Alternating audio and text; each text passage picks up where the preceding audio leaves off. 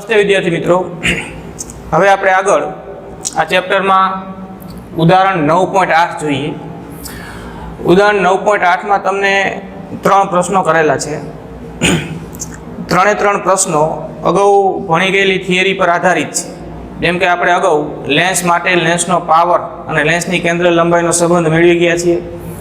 Lens માટે lens makers formula પણ આપણે મેળવી ગયા છીએ. તો આ સૂત્રો પર આધારિત અહીંયા ક્વેશ્ચન કરેલા છે. પહેલું જોઈએ આપણે ઉદાહરણ 9.8માં પહેલો પ્રશ્ન આવો કર્યો છે કે કાચના લેન્સ માટે, બરાબર, લેન્સનું જે દ્રવ્ય છે એ કાચ આપેલું છે. કાચના લેન્સ માટે એની કેન્દ્ર લંબાઈ f બરાબર 0.5 મીટર છે. કેન્દ્ર લંબાઈ ધન છે, એનો અર્થ કે આ લેન્સ છે એ બહિર્ગોળ લેન્સ હશે, બરાબર. બહિર્ગોળ લેન્સની કેન્દ્ર લંબાઈ ધન હોય, અંતર્ગોળ લેન્સની કેન્દ્ર લંબાઈ ઋણ હોય. તો આપેલ કાચના લેન્સ માટે કેન્દ્ર લંબાઈ f બરાબર 0.5 મીટર. તો લેન્સનો પાવર શોધો. તો સિમ્પલ સૂત્ર છે એના માટે, લેન્સનો પાવર p બરાબર 1/f. f ધન હોય તો p ધન આવશે, f ઋણ હોય તો p ઋણ આવશે. બહિર્ગોળ લેન્સ માટે કેન્દ્ર લંબાઈ ધન, એનો પાવર પણ ધન. અંતર્ગોળ લેન્સ માટે કેન્દ્ર લંબાઈ ઋણ હોય, એનો પાવર પણ ઋણ હોય. તો p બરાબર 1/f, f ની જગ્યાએ 0.5, તો આપણને p બરાબર 2 મળશે. અને બરાબર ધન છે એટલે f ધન, તો f ધન હોય તો p બરાબર પણ +2 મીટર ઇનવર્સ, અથવા આપણે પાવરનો SI એકમનું નામ આપ્યું છે ડાયોપ્ટર, એટલે +2 ડાયોપ્ટર અથવા એને મીટર ઇનવર્સ પણ કહેવાય. બરાબર, SI પદ્ધતિમાં પાવરનો એકમ ડાયોપ્ટર છે, અથવા SI પદ્ધતિમાં પાવરનો એકમ મીટર ઇનવર્સ છે. આપણે અગાઉ એ વાત કરી ગયા છીએ કે 1 ડાયોપ્ટર બરાબર 1 મીટર ઇનવર્સ. બરાબર, એટલે આ જવાબ મળી ગયો આપણને.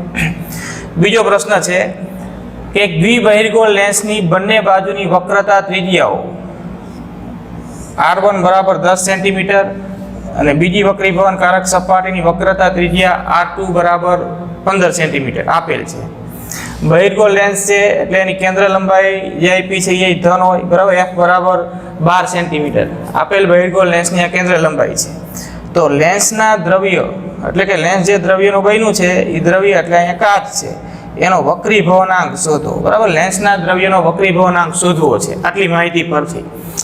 હવે પહેલાં આપણે સંજ્ઞા પદ્ધતિ પ્રમાણે આ મૂલ્યો કયા ધન આવશે ગણતરીમાં, કયા ઋણ આવશે એની પણ વાત કરી લઈએ. જો અહીંયા દ્વિબહિર્ગોળ લેન્સ છે એટલે આ બંને બાજુની જે સપાટીઓ હોય એ વક્ર હોય, બરાબર.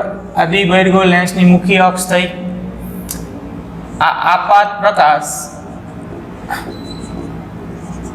બરાબર, આપાત પ્રકાશની દિશા. તો આ પહેલી સપાટી ગણો, આ બીજી સપાટી ગણો. તો પહેલી સપાટીની આ જે વક્રતા છે એ પ્રમાણે એનું વક્રતા કેન્દ્ર આ સાઈડ મળશે. એટલે કે પહેલી સપાટીની જે વક્રતા ત્રિજ્યા છે r1 એ ઓપ્ટિકલ કેન્દ્રથી આ બાજુ મપાશે, એટલે કે આપાત પ્રકાશની દિશામાં. તો r1 અહીંયા 10 સેન્ટીમીટર આપ્યું છે એટલે એ આપાત પ્રકાશની દિશામાં, એટલે r1 કેવું લેવાનું, ધન, બરાબર.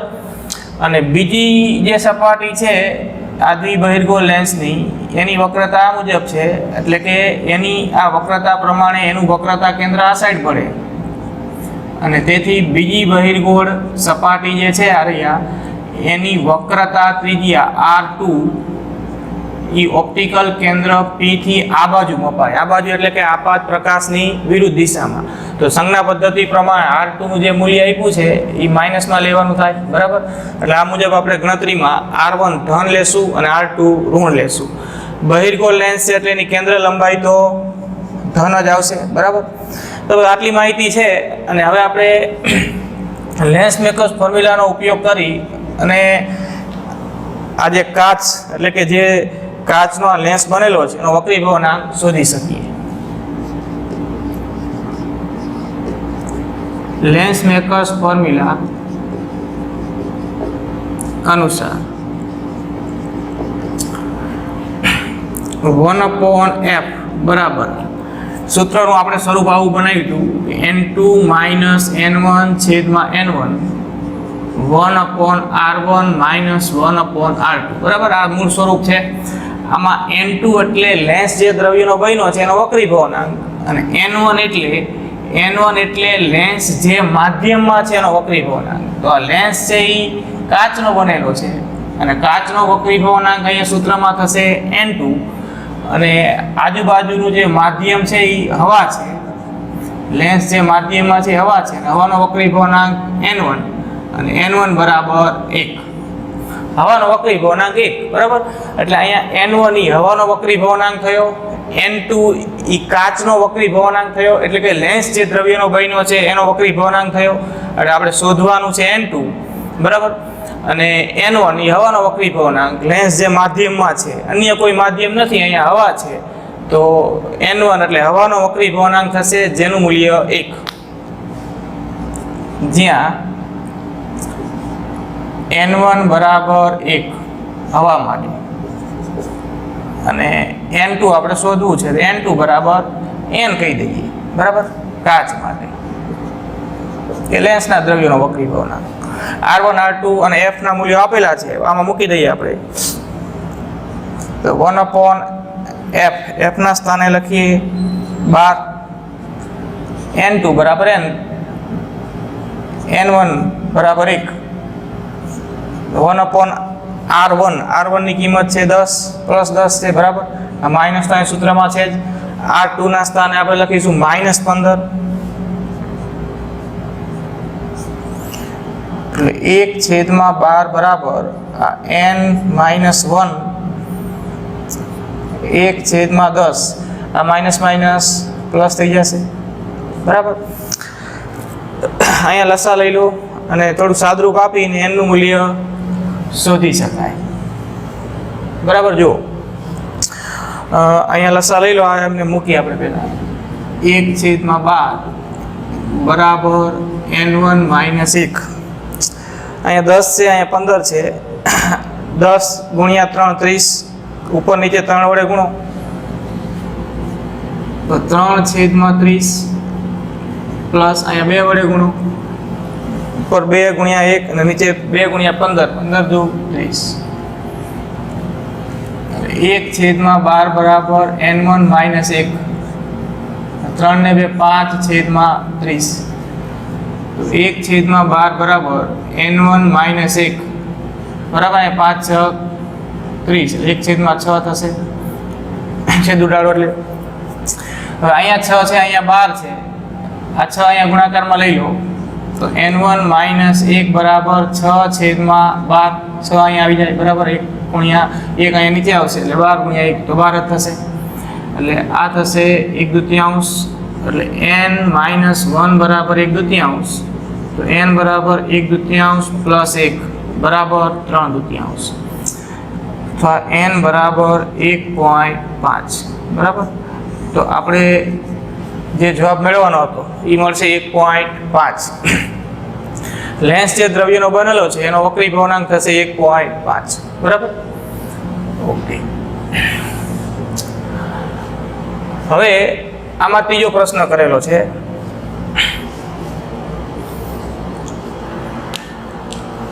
કે બહિર્ગોળ લેન્સ છે જેની હવામાં કેન્દ્ર લંબાઈ 20 સેન્ટીમીટર છે.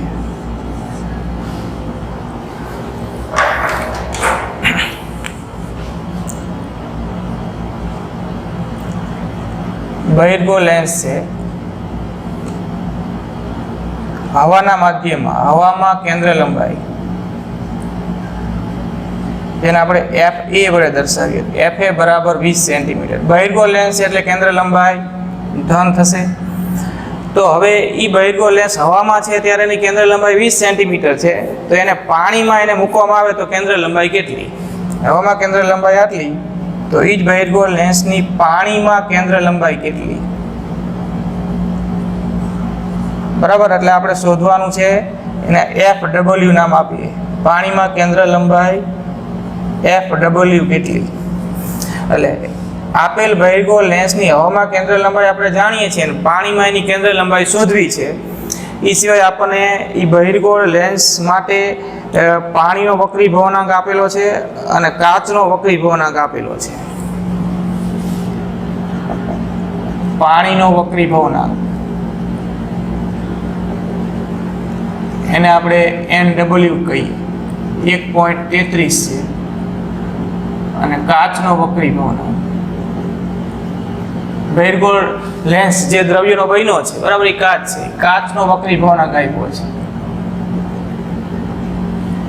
એને NG વડે દર્શાવીએ 1.5 છે બાકી હવાનો વક્રીભવનાંક તો જે તે જગ્યાએ આપણે કેટલો લેશું તો કે 1 બરાબર હવાનો વક્રીભવનાંક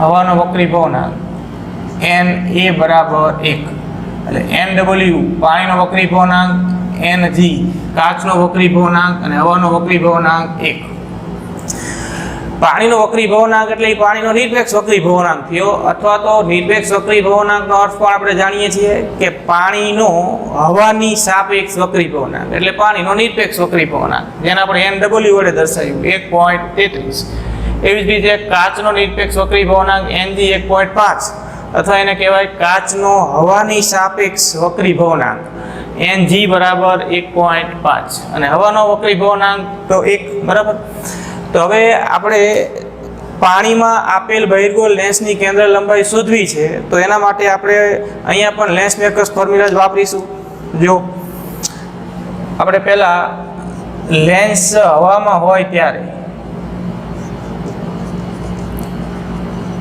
લેન્સ હવામાં હોય ત્યારે લેન્સ મેકર્સ ફોર્મ્યુલા અનુસાર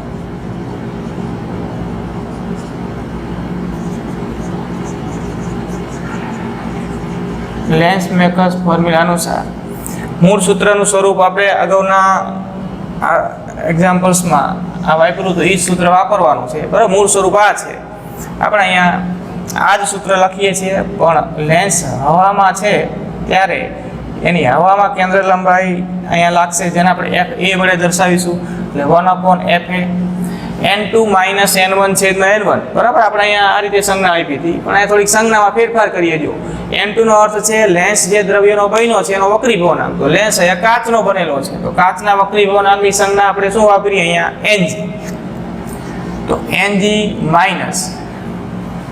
n2 ની જગ્યાએ NG આવશે n1 એટલે લેન્સ જે માધ્યમમાં છે એનો વક્રીભવનાંક તો લેન્સ અહીંયા હવામાં છે તો હવાનો વક્રીભવનાંકની સંજ્ઞા આપણે NA આપી છે તો એને આવશે છેદમાં પણ એને 1/R1 - 1/R2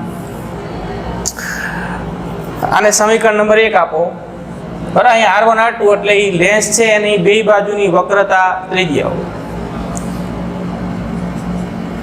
લેન્સ પાણીમાં હોય ત્યારે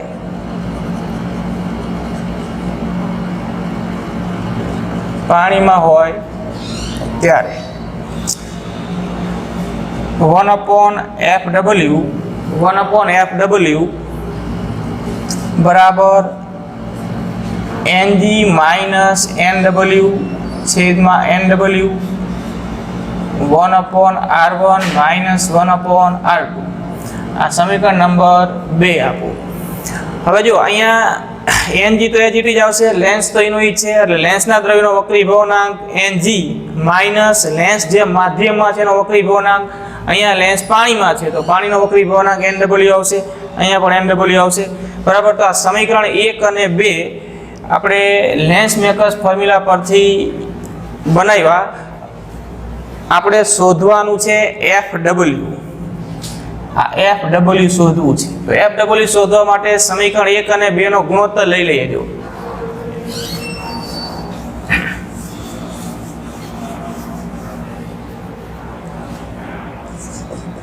સમીકરણ 1 અને 2 નો ગુણોત્તર લેતા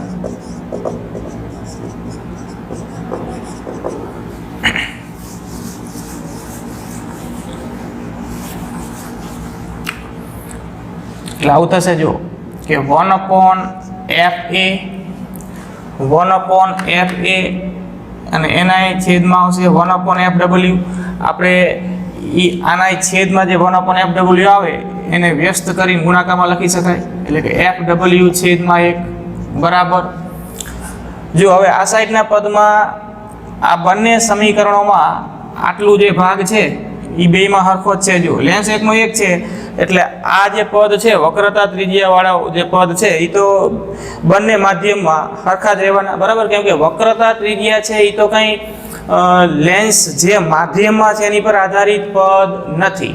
વક્રતા ત્રિજ્યાનો આધાર તો લેન્સની જે બંને સપાટીઓ હોય એની વક્રતા કેટલી છે એની પર આધારિત હોય. એ કોઈ લેન્સ જે માધ્યમમાં હોય માધ્યમ પર આધારિત પદ નથી. એટલે લેન્સ હવામાં હોય ત્યારે R1 R2ના મૂલ્યો અને લેન્સ પાણીમાં હોય ત્યારે R1 R2ના મૂલ્યો તો હરખા જ રહેવાના. તો તમે જ્યારે 1 અને 2નો ગુણોત્તર લો છો ત્યારે આ પદ તો બેયમાં હરખું જ છે એટલે એ કેન્સલ થઈ જશે. એટલે હવે વધશે અહીંયા NG માઇનસ NA છેદમાં NA.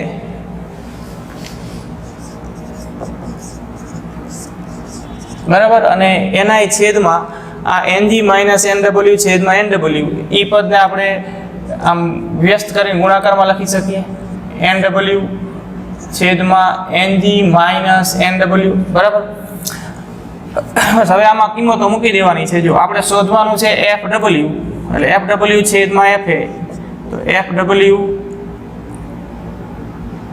છેદમાં FA બરાબર આ રીતે લખીએ પદ NG માઇનસ NA અહીંયા ગુણાકારમાં NW અને અહીંયા NA ગુણાકારમાં NG માઇનસ NW, બરાબર. અને આમ પણ લખાય, આનું આ જ લખ્યું છે પણ આ ગુણાકાર નિશાની ન લખતા આમ કાઉન્સ કરી અને આ રીતે, બરાબર. આની આ કાઉન્સ સાથે આ ગુણાકારમાં, આની સાથે આ ગુણાકારમાં. FA અહીંયા ગુણાકારમાં લઈ લો. આ FA છેદમાં છે એ છેદમાંથી આમ અંશમાં જશે તો આપણે અહીંયા FA અહીંયા સીધું લખી શકીએ ગુણ્યા FA NW ને FA, બરાબર. આ રીતે થશે. તો હવે કિંમત મૂકી દો તો કે FW બરાબર NG નું મૂલ્ય આપણને આપ્યું છે. NG છે 1.5, NA એટલે હવાનો વક્રી ભવનાંક N, NW 1.33 પાણીનો વક્રી ભવનાંક, FA લેન્સ હવામાં છે ત્યારે કેન્દ્ર લંબાઈ 20 સેન્ટીમીટર છેદમાં NA એટલે 1, બરાબર. અહીંયા 1 લખવાની જરૂર નહીં, NA ની જગ્યાએ 1 અને કાઉન્સમાં NG માઇનસ NW એટલે 1.5 માઇનસ 1.33. તો આનું તમે ગણતરી કરશો એટલે 78.235 સેન્ટીમીટર એનિયલ ઇક્વલ ટુ 78.2 સેન્ટીમીટર, બરાબર. આવો જવાબ મળશે. તો જ્યારે લેન્સ પાણીમાં છે ત્યારે એની કેન્દ્ર લંબાઈ થશે 78.2 સેન્ટીમીટર અને એ લેન્સ જ્યારે હવામાં હતો ત્યારે એની કેન્દ્ર લંબાઈ હતી 20 સેન્ટીમીટર, બરાબર છે. તો જોઈ લો એક વખત.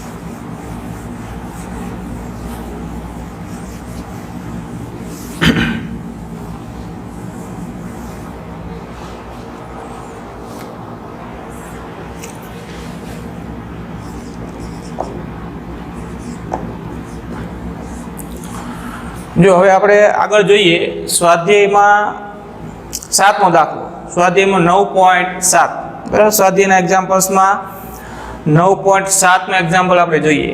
રકમ છે કે 1.55 વક્રી ભવનાંક ધરાવતા કાચમાંથી બંને સપાટીઓની વક્રતા ત્રિજ્યા સમાન હોય તેવો દ્વિબહિર્ગોળ લેન્સ બનાવવો છે. એટલે એક લેન્સ બનાવ્યો છે, લેન્સના દ્રવ્યોનો વક્રીભવનાંક આપ્યો છે. લેન્સનું દ્રવ્ય એટલે અહીંયા કાચ, બરાબર, નો વક્રીભવનાંક.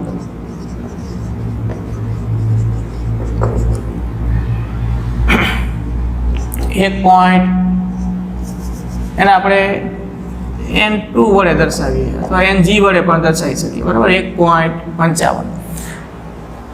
ને આટલો વક્રીભવનાંક ધરાવતા આ કાચમાંથી જે દ્વિબહિર્ગોળ લેન્સ બનાવેલો છે, જેની વક્રતા ત્રિજ્યાઓ સરખી છે,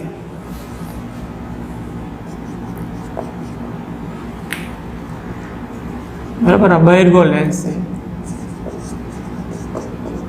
બહિર્ગોળ લેન્સના દ્રવ્યનો વક્રીભવનાંક આટલો છે. બંને વક્રતા ત્રિજ્યા સમાન છે.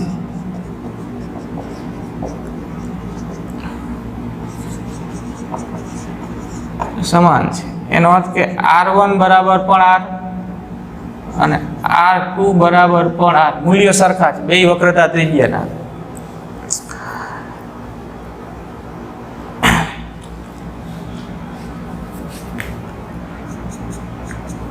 લેન્સની કેન્દ્ર લંબાઈ આપી છે. કેન્દ્ર લંબાઈ f બરાબર 20 સેન્ટીમીટર, બરાબર. તો વક્રતા ત્રિજ્યા કેટલી જોઈએ? એટલે આપણે R શોધવાનું છે. વક્રતા ત્રિજ્યા શોધો. R નું મૂલ્ય શોધો, બરાબર. જો બહિર્ગોળ લેન્સ છે, બહિર્ગોળ લેન્સના દ્રવ્યનો વક્રીભવનાંક N2 વડે આપણે દર્શાવ્યો 1.55 છે. આપેલ આ દ્વિબહિર્ગોળ લેન્સની બંને બાજુની વક્રતા સરખી હોય, બરાબર. આ બહિર્ગોળ લેન્સ વિચારો, આ બે વક્રતા સરખી હોય તો એની બે બાજુની વક્રતા ત્રિજ્યાઓ સરખી થશે, બરાબર. આ બહિર્ગોળ લેન્સ છે, આ આપાત પ્રકાશ. તો આ પહેલી સપાટીની વક્રતા ત્રિજ્યા R1 અને બીજી સપાટીની વક્રતા ત્રિજ્યા R2, આ બંને સમાન છે. એટલે R1 બરાબર પણ આપણે R કહી દીધું અને R2 બરાબર R કહી દીધું. પણ સંજ્ઞા પદ્ધતિ પ્રમાણે અહીંયા R1 આપાત પ્રકાશની દિશામાં મપાય છે, એટલે R1 બરાબર પ્લસ R થશે અને R2 છે એ આપાત પ્રકાશની વિરુદ્ધ મપાય છે, એટલે R2 બરાબર માઇનસ R થશે, બરાબર. બહિર્ગોળ લેન્સ છે એટલે એની કેન્દ્ર લંબાઈ તો ધન f બરાબર +20 સેન્ટીમીટર. આટલી માહિતી છે તો 20 સેન્ટીમીટર કેન્દ્ર લંબાઈનો અને બે વક્રતા ત્રિજ્યાના મૂલ્યો સરખા હોય એવો લેન્સ 1.55 વક્રીભવનાંક ધરાવતા કાચમાંથી બનાવવો હોય તો એની વક્રતા ત્રિજ્યા R નું મૂલ્ય કેટલું એ શોધવું છે. તો આપણે અહીંયા પણ લેન્સ મેકર્સ ફોર્મ્યુલા જ વાપરીએ. જો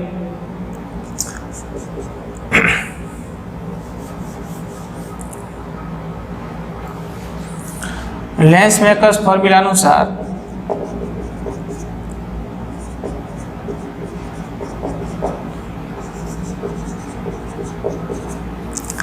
(1/f બરાબર N2 માઇનસ N1 છેદમાં N1 1/R1 માઇનસ 1/R2, બરાબર. આ મૂળ સૂત્ર છે.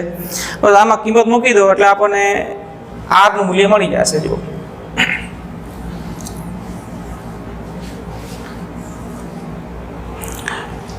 1/f, f કેટલું આપ્યું છે તો કે 20 સેન્ટીમીટર, એટલે f ની જગ્યાએ 20 મૂકો, બરાબર. N2 1.55 માઇનસ N1 1, બરાબર. N1 નો અર્થ શું થાય તો કે લેન્સ જે માધ્યમમાં છે એનો વક્રીભવનાંક. તો અહીંયા લેન્સ છે અન્ય કોઈ માધ્યમમાં નથી એટલે હવાના માધ્યમમાં છે. હવા માટે N1 બરાબર 1 અને આ કાચ છે, લેન્સનું દ્રવ્ય એટલે કાચ. કાચ માટે N2 બરાબર અહીંયા આપ્યું છે 1.55, બરાબર. તો 1.55 માઇનસ 1 છેદમાં 1 1/R1, R1 બરાબર પ્લસ R ને R2 બરાબર માઇનસ R. તો સૂત્રમાં તો આ માઇનસ તો છે જ, માઇનસ, અને R2 ની જગ્યાએ માઇનસ R, બરાબર. તો બસ હવે જવાબ મળી જશે આપણને 1/20 1.55 માઇનસ 1 0.55 અહીંયા 1/r પ્લસ 1/r થઈ જશે તો 1/20 બરાબર 0.55 અહીંયા 2/r થાય બરાબર આપણે શોધવાનું છે r તો r ને સૂત્ર કરતા બનાવી દો આ r અહીંયા છેદમાં છે આ બાજુ આવશે અંશમાં તો r બરાબર 0.55 ગુણ્યા 2 અને આ 20 છે એ આમ ગુણાકારમાં જશે ગુણ્યા 20 બરાબર તો આ રીતે તમે r મેળવી શકો આપણે r નું મૂલ્ય મળશે 22 સેન્ટીમીટર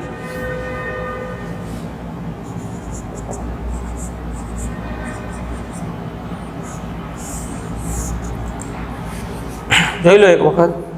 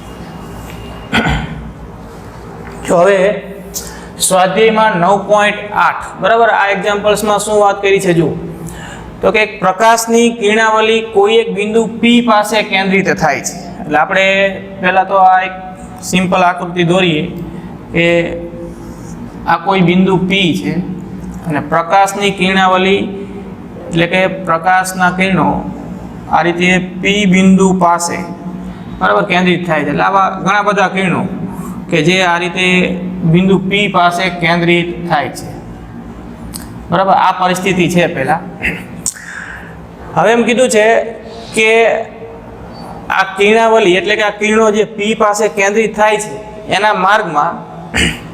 એના માર્ગમાં P બિંદુથી 12 સેન્ટીમીટર અંતરે 20 સેન્ટીમીટર કેન્દ્ર લંબાઈવાળો બહિર્ગોળ લેન્સ મૂકવામાં આવે એટલે પહેલો કિસ્સો આવો છે કે બિંદુ P થી 12 સેન્ટીમીટર અંતરે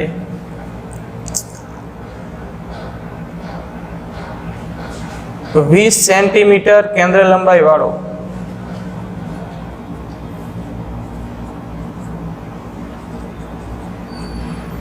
બહિર્ગોળ લેન્સ મૂકવામાં આવે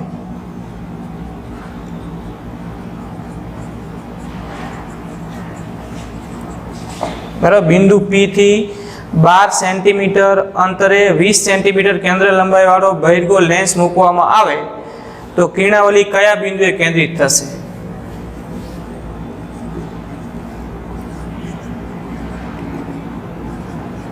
કિરણાવલી કયા બિંદુએ કેન્દ્રિત થશે?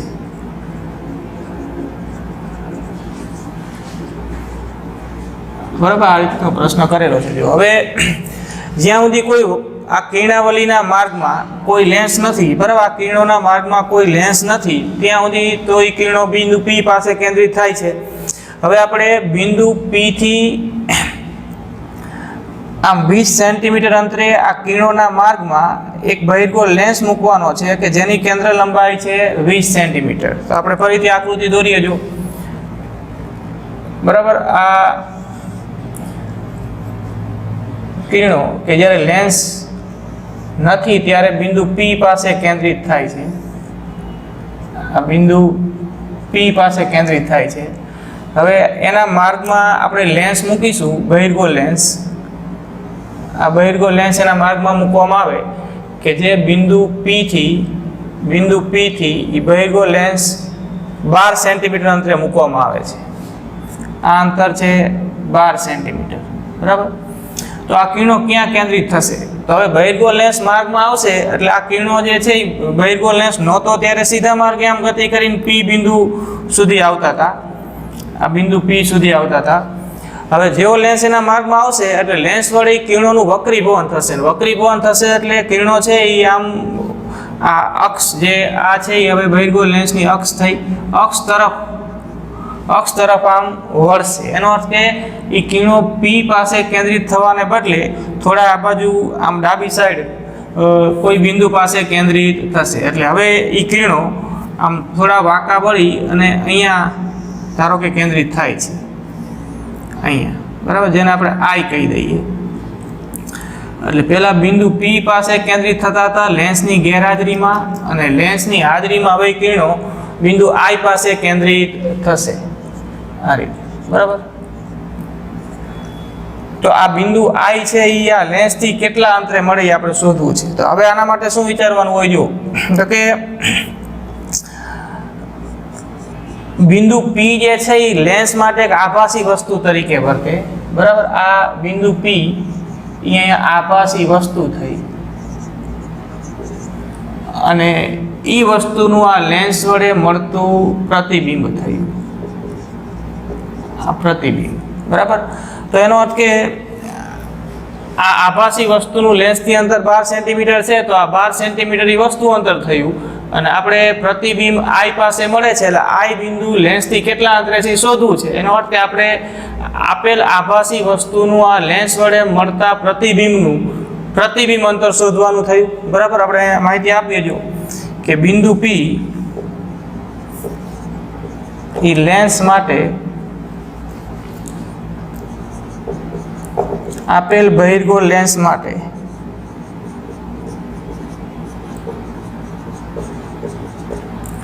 આભાસી વસ્તુ તરીકે વર્તે.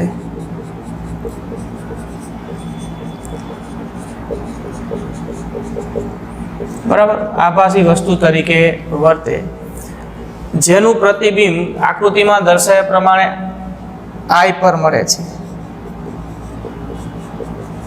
જેનું લેન્સ વડે પ્રતિબિંબ બિંદુ I પર મળે છે. બરાબર, એટલે કે I બિંદુ પર કિરણો કેન્દ્રિત થશે. આપણને પૂછ્યું છે કે કિરણો કયા બિંદુએ કેન્દ્રિત થશે, તો કે I બિંદુ પર કેન્દ્રિત થશે. એટલે I બિંદુનું આપણે લેન્સથી અંતર શોધવું છે. બરાબર, જેને અહીંયા કહેવાશે પ્રતિબિંબ અંતર. જો તો ગાઉસના સૂત્ર અનુસાર લેન્સ માટે આપણે ગાઉસનું સમીકરણ મેળવ્યું કે 1/f બરાબર 1/v માઇનસ 1/u, જ્યાં u બરાબર 12 સેન્ટીમીટર આ આભાસી વસ્તુ તેનું લેન્સથી અંતર 12 સેન્ટીમીટર. આ આપાત પ્રકાશની દિશા એનો અર્થ કે વસ્તુ અંતર અહીંયા ધન થશે +12 સેન્ટીમીટર. બરાબર, વસ્તુ અંતર +12 સેન્ટીમીટર. પ્રતિબિંબ અંતર આપણે શોધવું છે વી શોધવાનું છે અને એફ આપણને આપેલું છે, આપેલ લેન્સની કેન્દ્ર લંબાઈ એફ બરાબર 20 સેન્ટીમીટર, બહિર્ગોળ લેન્સ છે એટલે લેન્સની કેન્દ્ર લંબાઈ +20, એફ બરાબર +20 સેન્ટીમીટર. હવે આ સૂત્રમાં કિંમત મૂકી દો એટલે આપણને વી મળી જાય. વી એટલે જ્યાં કિરણો કેન્દ્રિત થાય છે એ બિંદુ આઈ નું લેન્સથી અંતર જે આપણે શોધવું છે, બરાબર. તો 1/f ની જગ્યાએ 20, યુ ની જગ્યાએ 12, બરાબર. અહીંયા માઇનસ તો સૂત્રમાં જ છે, યુ અહીંયા ધન છે અને આ બધું લઈ આવો તો 1/v બરાબર 1/20 + 1/12, બરાબર. લસા લઈ લો તો 20 × 60 ને 12 × 50 એટલે 3/60 5/60 એટલે 8/60, 60/8, બરાબર. એટલે કે 30/4 થાય. તો 30/4 કરો એટલે આપણને મળશે 7.5 સેન્ટીમીટર.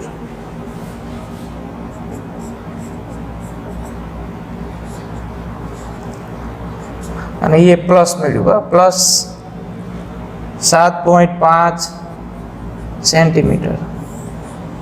પ્લસ 7.5 સેન્ટીમીટર નો અર્થ એવો થયો કે અહીંયા પ્રતિબિંબ છે એ પણ આપાત પ્રકાશની દિશામાં વસ્તુ જે બાજુ છે એ જ બાજુ મળે છે. એટલે આ અંતર આટલું જે છે એ આપણે જે શોધવાનું હતું એ મળ્યું આપણને 7.5 સેન્ટીમીટર, બરાબર. આ વી.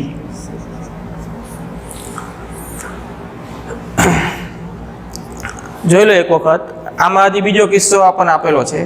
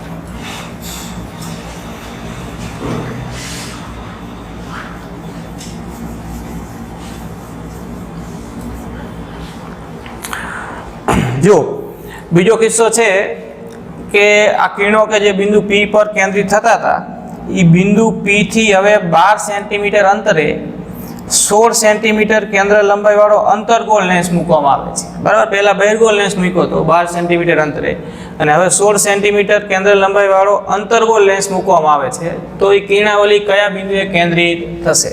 તો આ જ રીતે આપણે જવાબ મેળવી શકીએ. આકૃતિ દોરીએ. જો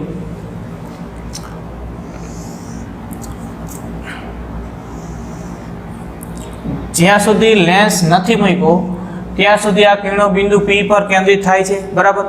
હવે આપણે આ કિરણોના માર્ગમાં અંતર્ગોળ લેન્સ મૂકવાનો છે. જો આ એક અંતર્ગોળ લેન્સ આ કિરણોના માર્ગમાં મૂક્યો કે જે લેન્સના ઓપ્ટિકલ કેન્દ્રનું બિંદુ P થી અંતર 12 સેન્ટીમીટર છે, બરાબર. એટલે આ 12 સેન્ટીમીટર અંતરે આ અંતર્ગોળ લેન્સ મૂક્યો તો હવે અંતર્ગોળ લેન્સ વડે આ કિરણોનું વક્રીભવન થશે અને અંતર્ગોળ લેન્સ હોવાથી કિરણો બરાબર અહીંથી આમ દૂર જશે. એટલે હવે એ કિરણો ક્યાં કેન્દ્રિત થશે એ બિંદુ I મેળવવું છે. બહિર્ગોળ લેન્સના કિસ્સામાં એ કિરણો આમ બરાબર અક્ષ તરફ વક્રીભૂત થઈ અને P થી આમ નજીક કેન્દ્રિત થયા હતા. અંતર્ગોળ લેન્સના કિસ્સામાં P થી આમ દૂર કેન્દ્રિત થશે. તો આપણે બિંદુ દર્શાવીએ. જો બરાબર. આ લેન્સ નહોતો ત્યારે બિંદુ P પર કેન્દ્રિત થતા હતા, પણ લેન્સ હવે હોવાથી હવે ઈ બિંદુ I પર કેન્દ્રિત થશે. આ બિંદુ I પર, બરાબર. એટલે આ બિંદુ P જે છે એ લેન્સ માટે આભાસી વસ્તુ થઈ, આ આભાસી વસ્તુ, અને I છે એ આભાસી વસ્તુનું પ્રતિબિંબ થયું, બરાબર. તો આભાસી વસ્તુનું આ લેન્સથી અંતર 12 સેન્ટીમીટર જે વસ્તુ અંતર થયું, અને આપણે લેન્સથી પ્રતિબિંબ અંતર V, I સુધીનું અંતર V શોધવાનું છે. I બિંદુ પાસે કિરણો કેન્દ્રિત થાય છે, બરાબર. તો બિંદુ P એ આપેલ અંતર્ગોળ લેન્સ માટે આભાસી વસ્તુ તરીકે જ વર્તે. અંતર્ગોળ લેન્સ માટે આભાસી વસ્તુ તરીકે વર્તે, જેનું લેન્સ વડે પ્રતિબિંબ I બિંદુ પર મળે છે. તો બિંદુ I નું આ લેન્સથી અંતર કેટલું એ આપણે શોધવું છે, બરાબર. આ થયું પ્રતિબિંબ. તો લેન્સ માટે 1/f બરાબર 1/v માઇનસ 1/u શોધવાનું છે. v એટલે 1/v ને કરતા બનાવી શકીએ, 1/f પ્લસ 1/u, બરાબર. અહીંયા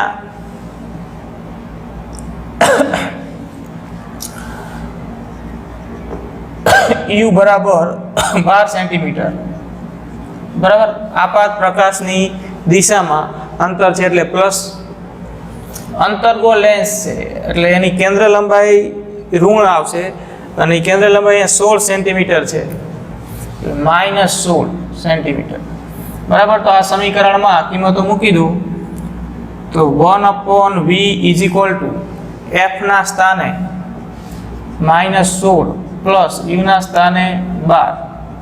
તો આને આપણે આમ લખી શકીએ 1/12 માઇનસ 1/16 1/v બરાબર, બરાબર. અહીંયા લસા લઈ લો. જો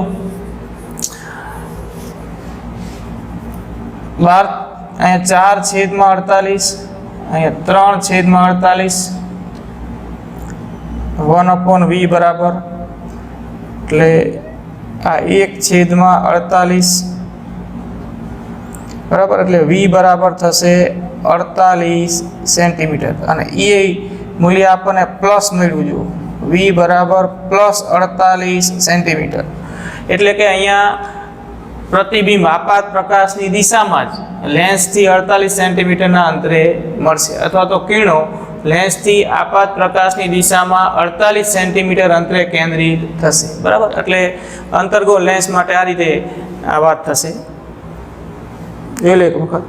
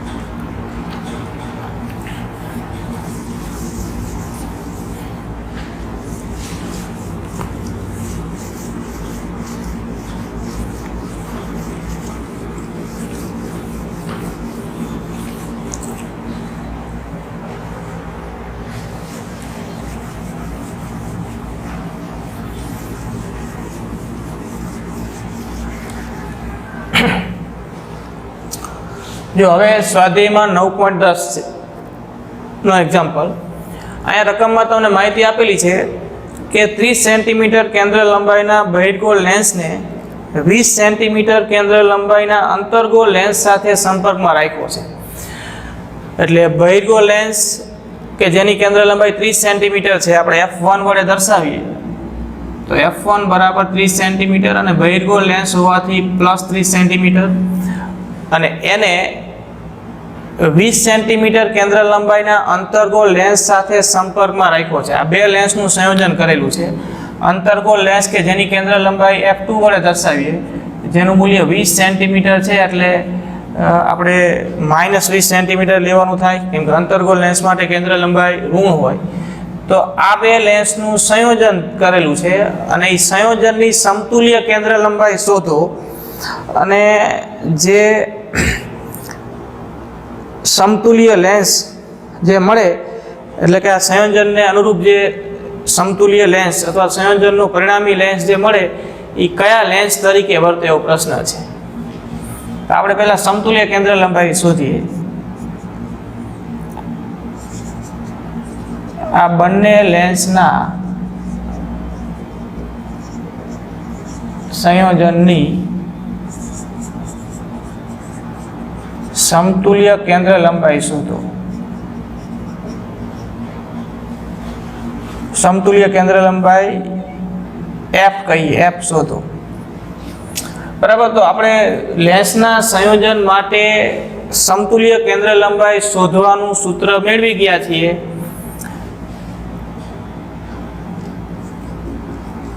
લેન્સના સંયોજનની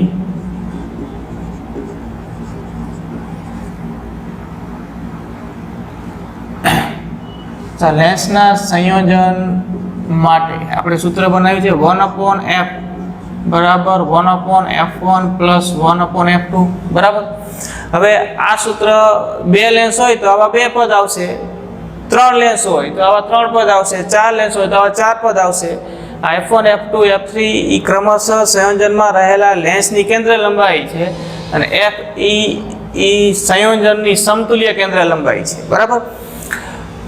જો લેન્સ બહિર્ગોળ હોય તો એની કેન્દ્ર લંબાઈનું મૂલ્ય આ સૂત્રમાં ધન મૂકવાનું અને જો લેન્સ અંતર્ગોળ હોય તો એની કેન્દ્ર લંબાઈનું મૂલ્ય આ સૂત્રમાં માઇનસમાં મૂકવાનું. તો આ બે મૂલ્યો છે મૂકી દઈએ. જો આપણે f1 ની જગ્યાએ 30 +30 બરાબર, f2 ની જગ્યાએ -20 એટલે 1/30 -1/20 થશે. એટલે કે 20 - 30 20 - 30 છેદમાં ગુણાકાર કરો 30 × 20 600 એટલે કે f બરાબર વ્યસ્ત કરી દો f બરાબર 600 છેદમાં -10 એટલે કે આપણને f નું મૂલ્ય મળશે -60 સેન્ટીમીટર. તો જો સમતુલ્ય કેન્દ્ર લંબાઈ આપણને 60 સેન્ટીમીટર મળે છે અને એ માઇનસમાં મળે છે, જે સૂચવે છે કે આ સંયોજન છે એ અંતર્ગોળ લેન્સ તરીકે વર્તે. બરાબર. કેમ કે સમતુલ્ય કેન્દ્ર લંબાઈ ઋણ આવે તો એનો અર્થ કે સંયોજન અંતર્ગોળ લેન્સ તરીકે વર્તે અને જો સમતુલ્ય કેન્દ્ર લંબાઈ ધન આવે તો સંયોજન બહિર્ગોળ લેન્સ તરીકે વર્તે. પણ અહીંયા જવાબ આપણને ઋણ એટલે કે માઇનસમાં મળે છે એટલે આપણે લખી શકીએ કે આ સંયોજન અંતર્ગોળ લેન્સ તરીકે વર્તે.